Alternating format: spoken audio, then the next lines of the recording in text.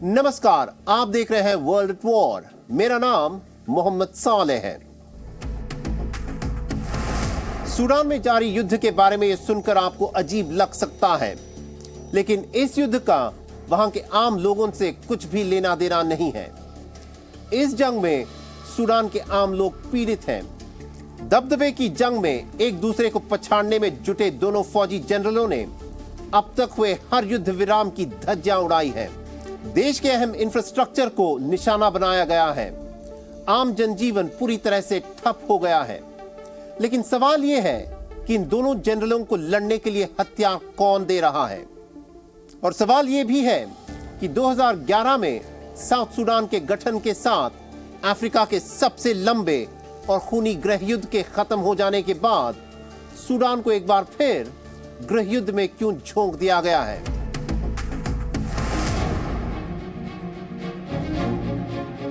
युद्ध विराम लागू होने का मतलब है कि लड़ाई का कुछ वक्त के लिए थम जाना। लेकिन सूडान में जब भी युद्ध विराम लागू होता है, एक दूसरे से होड़ कर रहे जनरल उसका फायदा उठाने के लिए हर बार उसे तोड़ने मरोड़ने में लग जाते हैं।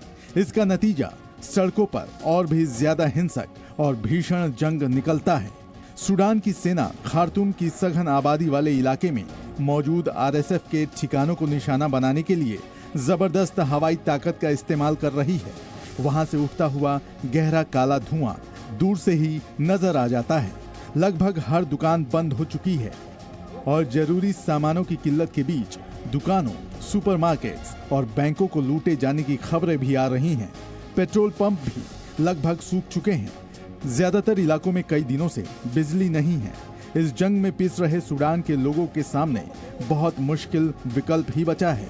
या तो वो लड़ाई रुकने के इंतजार में जहां फंसे हैं वहीं रुके रहें, या फिर अपना घर छोड़कर किसी महफूज जगह की तलाश में निकल पड़े।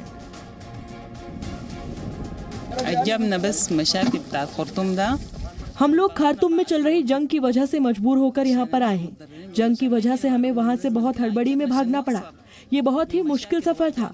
हम यहाँ पर अपने रिश्तेदारों के साथ रहना चाहते हैं। हम बहुत सह चुके हैं।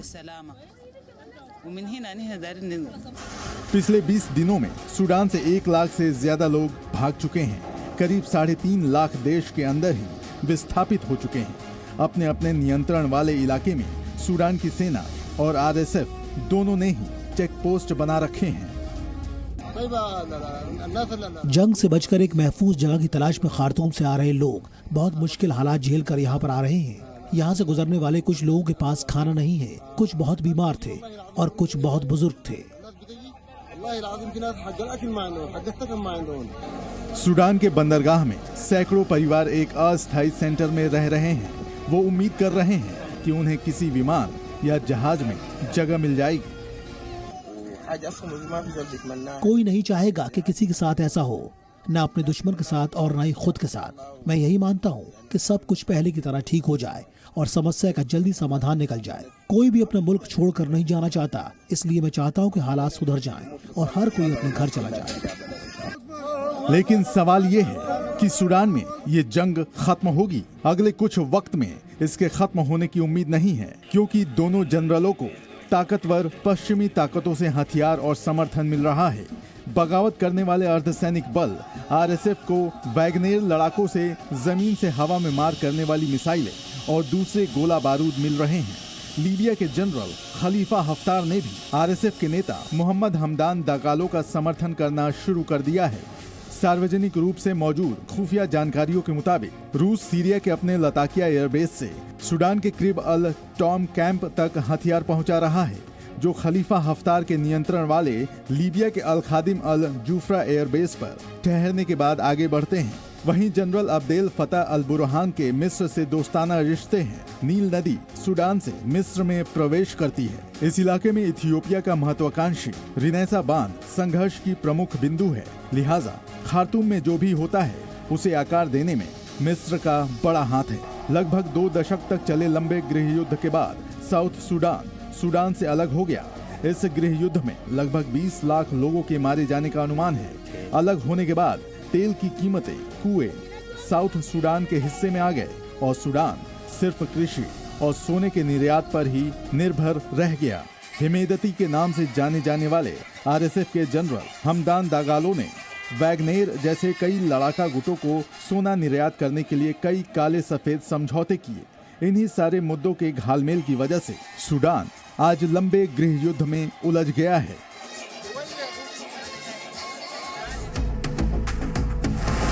लोगों को बंदूकें नहीं मारती हैं, ये लोग ही हैं जो लोगों को मारते हैं। ये slogan the national rifle association of America का है, जिसे बंदूकें खरीदने और रखने की चाहत रखने वाले लोग खूब दोहराते हैं। लेकिन 2 महाद्वीपों पर हुई 3 वारदातें दुनिया भर की गन समर्थक लॉबी को यह सोचने पर जरूर मजबूर कर देगी कि बंदूकों के बिना लोगों का एक दूसरे को मारना आसान नहीं है। इस हफ्ते सर्बिया जनसंहार की घटनाओं से दहल उठा। एक घटना 13 साल के लड़के की है, जिसने क्लासरूम में अपने सहपाठियों को निशाना बनाने के लिए बंदूक उठा ली। और दूसरी घटना एक 21 साल के कार सवार की है, जिसने सर्बिया की राजधानी बेलग्रेड में घूम घूम कर लोगों को निशाना बनाया। जनसंहार की घटनाओं के लिए बदनाम अमेरिका में भी एक शख्स ने अपने पड़ोसियों को निशाना बनाने के लिए बंदूक उठा ली। उसने यह खौफनाक कदम महज इसलिए उठाया क्योंकि पड़ोसियों ने 1 महीने के नवजात बच्चे की नींद में खलल पड़ने की वजह से उसे अपने आंगन में शूटिंग करने से रोका था। आखिर बंदूकों को खरीदने और रखने के आदी लोग ये बात कब समझेंगे कि अगर बंदूकों को खरीदना आसान नहीं होगा तो मास शूटिंग की वजह से होने वाला खून खराबा भी नहीं होगा।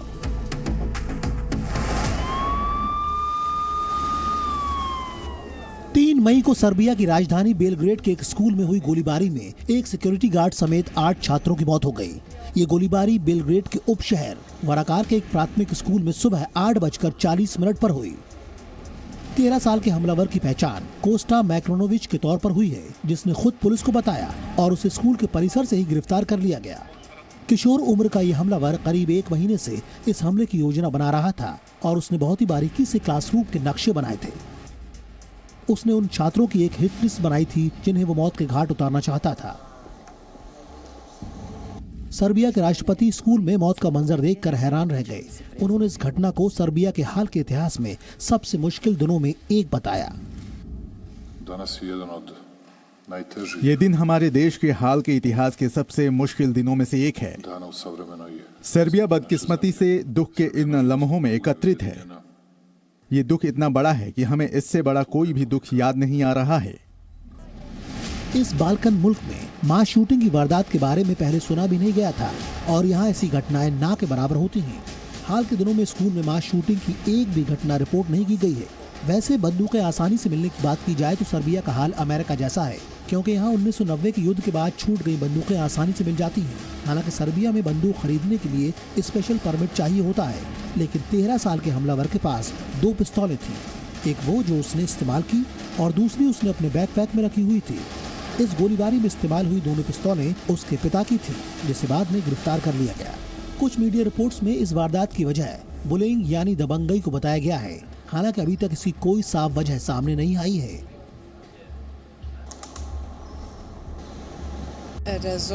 मैं बहुत हताश महसूस कर रही हूँ। मेरे मन में बहुत से सवाल हैं। एक इंसान के तौर पर हम कहाँ हैं और हमारी संवेदना कैसी है? आखिर हम इस समस्या को पहले समझ पाने में नाकाम क्यों रहे? जिसने इस घटना को अंजाम दिया है, उसमें जो भी लोग हैं जिनकी वजह से ये हुआ है। पिछले कुछ दशकों में सर्बिया में जो होता भी नहीं था, वैसी ही वारदात अगले दिन फिर सामने आई। ऑटोमेटिक हथियार से लैस 21 साल का एक बंदूकधारी एक चलती हुई कार से फायरिंग करने के बाद फरार हो गया। उसकी पहचान उसके नाम के शुरुआती शब्द यूबी के तौर पर हुई है। मलादेनेवाग के 3 गांवों में हुई गोलीबारी की इस घटना में 8 लोगों की मौत हो गई, जबकि 14 और लोग जख्मी हो गए। गाड़ी चलाते हुए गोलीबारी करने वाले संदिग्ध को रात भर चली खोजबीन के बाद सैकड़ों पुलिस वालों की मदद से शुक्रवार की सुबह को गिरफ्तार कर लिया गया। युद्ध से पीड़ित एक मुल्क जहां मास शूटिंग की वारदात आम नहीं है, वो मुल्क एक असहज स्थिति की वजह से आज सुर्खियों में है। वहीं अमेरिका जैसा मुल्क है जहां आए दिन होने वाली मास शूटिंग की वारदातों में चिंता बढ़ा दी है। वहाँ पर एक मामूली बहस एक दुखद घटना में बदल गई। 28 अप्रैल को टेक्सास के ह्यूस्टन में 39 साल के मेक्सिको के एक नागरिक फ्रांसिस्को ओरोपेजा से अपने घर की चारदीवारी में शूटिंग की प्रैक्टिस न करने की गुजारिश की गई, क्योंकि गोली चलने की आवाज से एक नवजात बच्चे की नींद में खलल पड़ रहा था।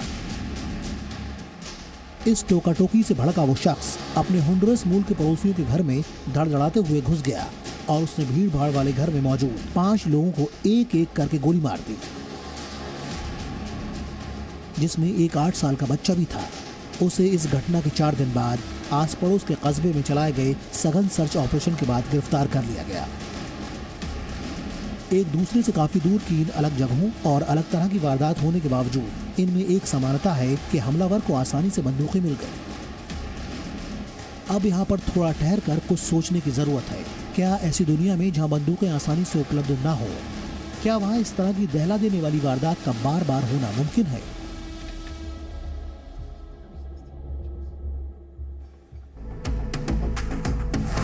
बीस अप्रैल को बुर्किना फासो में 28 महिलाओं और 45 बच्चों समेत 147 गांव वालों की हत्या कर दी गई।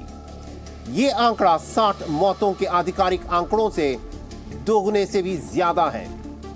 इस नरसंहार में बच गए लोगों ने बुर्किना फासो की सुरक्षा बल को इसका जिम्मेदार ठहराया है।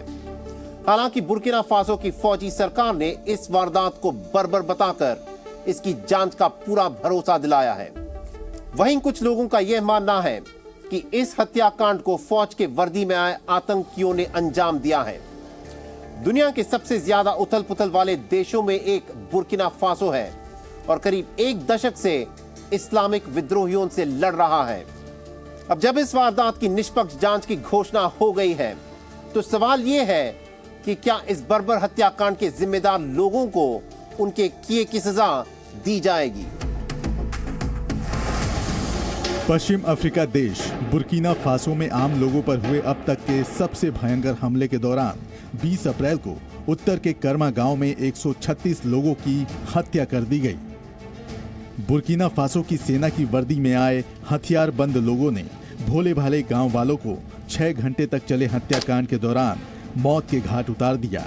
इसके 1 हफ्ते बाद हुई एक प्रेस कॉन्फ्रेंस में बच गए लोगों ने बुर्किना फासो के सुरक्षा बल को इस हत्याकांड के लिए जिम्मेदार ठहराया।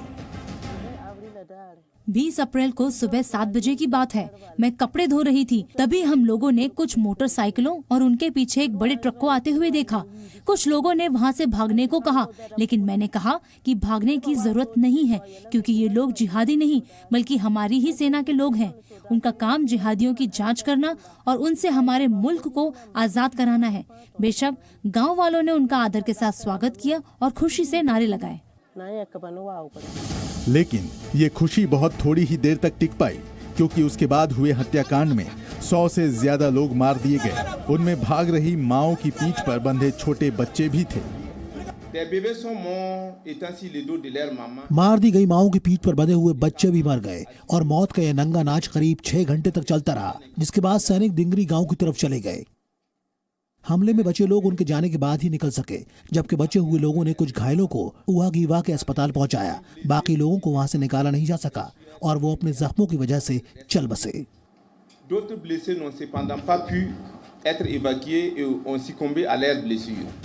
हमलावरों ने उसी दिन 11 और लोगों की जान ले ली।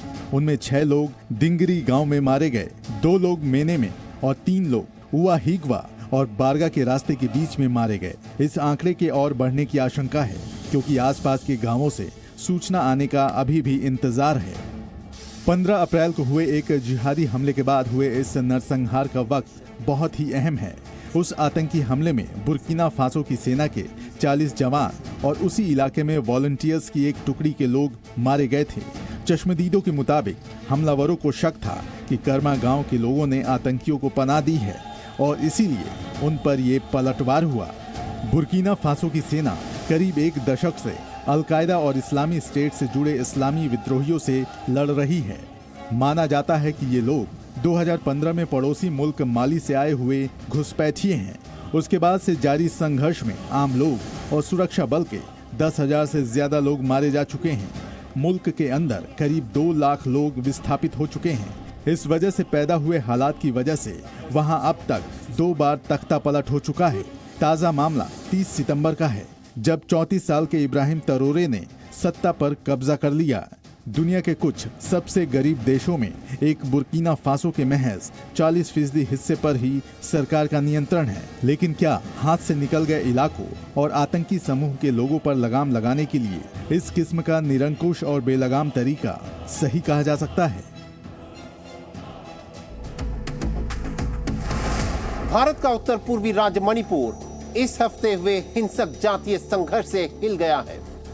सरकार के एक विवादित कदम के बाद भड़की हिंसा में 1 दर्जन से भी ज्यादा लोगों की मौत हो जाने की खबर है। आगजनी और अराजकता के हालात पर काबू पाने के लिए कर्फ्यू लगा दिया गया है और इंटरनेट सेवा को भी बंद कर दिया गया है। हजारों लोगों को हिंसा से प्रभावित इलाकों से बाहर निकाला गया है। हालात के काबू से बाहर हो जाने की आशंका में देखते ही गोली मारने का आदेश भी जारी कर दिया गया है। हमारी अगली रिपोर्ट आपको मणिपुर की स्थिति के बारे में ज्यादा विस्तार से बताएगी।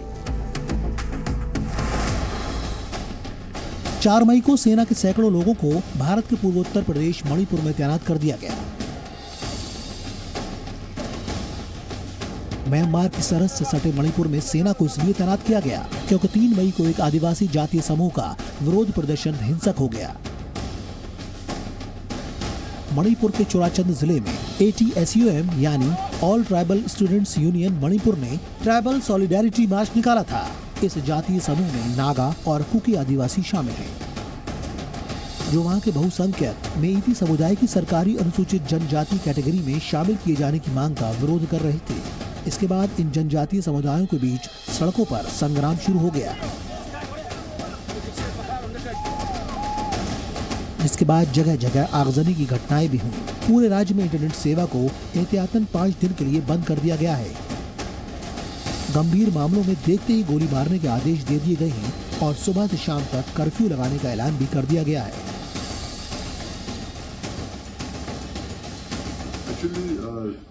कल के बाद हमने जो प्रमुख कदम उठाए हैं वो कर्फ्यू लगाने और गड़बड़ी करने वालों को गोली मारने को लेकर है। अब सेना फ्लैग मार्च कर रही है और वो लोगों से उस तरह से नहीं निपटते हैं जैसे पुलिस निपटती है।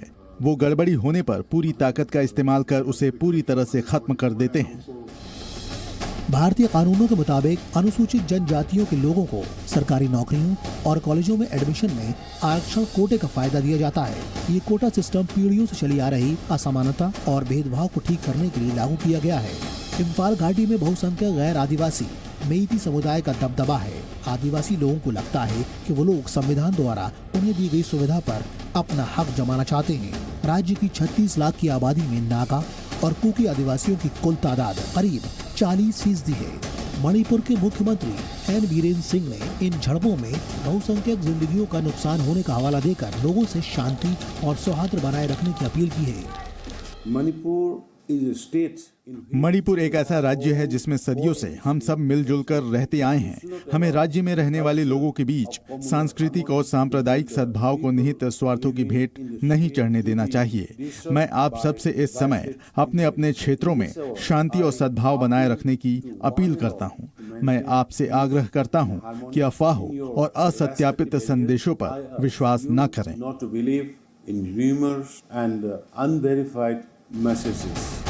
हालांकि तनाव बना हुआ है, लेकिन सेना की तेज रफ्तार तैनाती के बाद हालात पर नियंत्रण पा लिया गया है। ऐसे में उम्मीद यही की जा रही है कि जातीय समुदायों के बीच मतभेदों को जल्द ही सुलझा लिया जाए और मणिपुर में हालात जल्द ही सामान्य हो जाएंगे। तो ये था हमारा आज का शो। आपको ये शो कैसा लगा, आप हमें जरूर लिखकर बताइए। आप मेरे साथ मेरे ट्विटर हैंडल के जरिए जुड़ सकते हैं, जो इस वक्त आपके स्क्रीन पर है। तो मिलते हैं अगले हफ्ते, तब तक के लिए इजाजत दीजिए।